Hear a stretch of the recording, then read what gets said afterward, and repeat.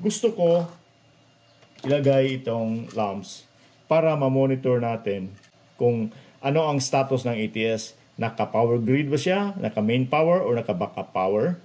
In my previous video, ipinakilala ko to at pinakita na pwede ito ikabit sa ATS or automatic transfer switch. In this follow-up video, idetalye ko ang installation nito sa ATS. Huwag kumurap na para ka na rin naka-ATS. Wow! Una sa lahat, mag-subscribe muna kayo sa aking channel para suportahan ito. You may also join this channel as a member to avail of exclusive perks like priority in comments reply and early access or exclusive access to some videos for members only. You can also help fund some projects here by sharing super thanks. Wow!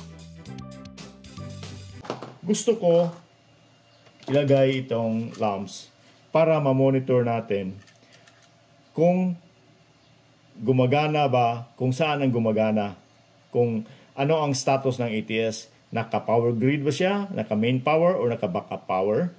Okay? Now, itong red, i-connect ko dito para sa main power natin at saka ito namang green ay para sa ating solar power kasi green, renewable. Pwede rin baliktarin nyo kung anong gusto nyo. So, saan natin ilalagay ang connection ngayon?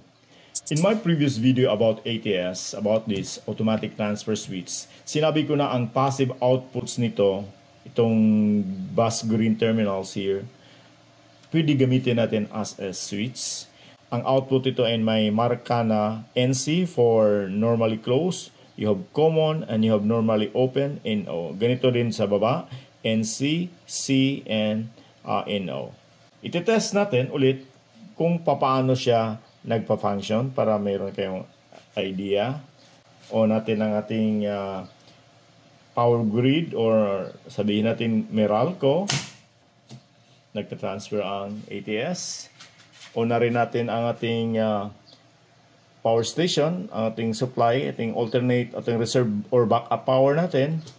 Hindi nagta-transfer kasi yung ating power grid ang siyang default or priority. So sa ngayon, naka-on yung ating main power.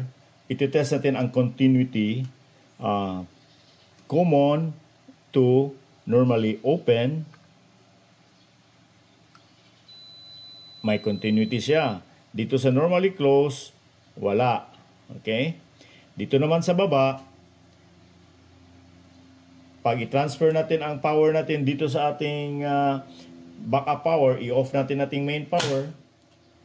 I-check natin kung saan ang kung saan ang merong continuity from common to normally open, meron. Okay? Normally close, wala. Okay?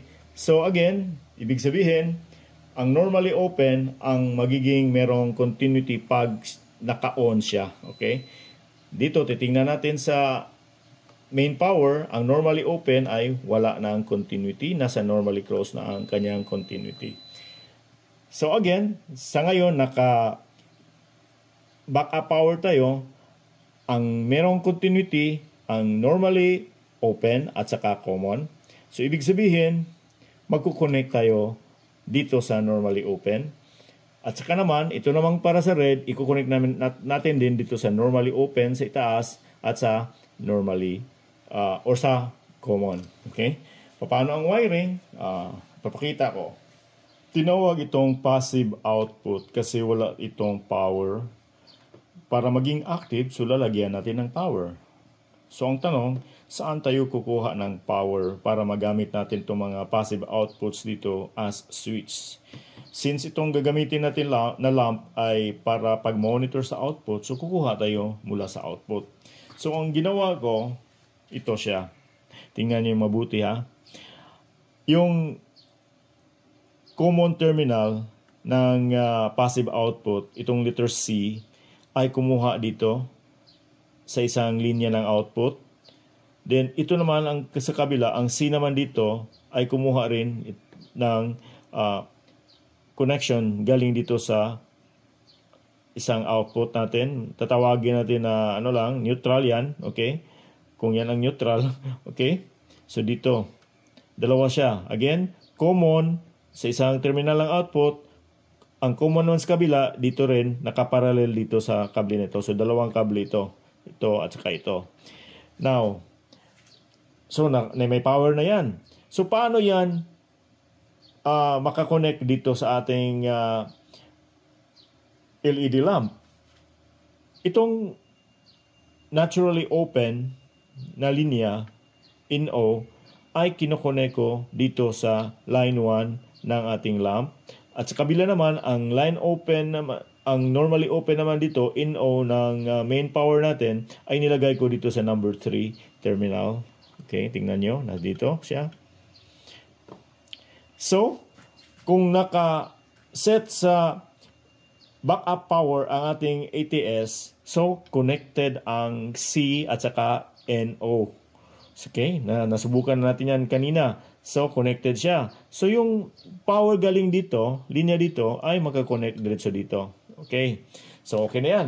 The same also with the other side, sa main breaker.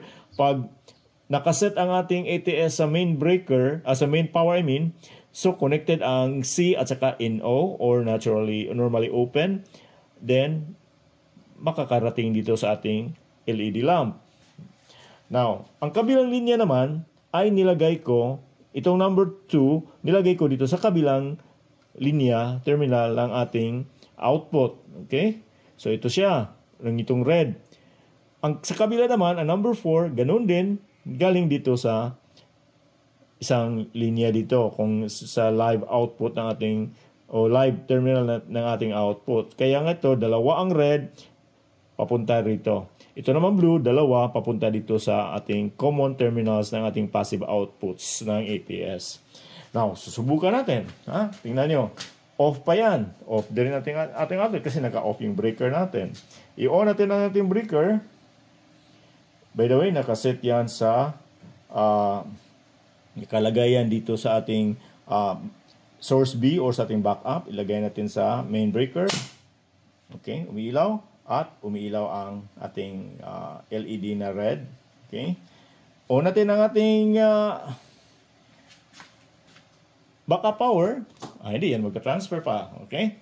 Now, i-try natin i-off ang ating main power.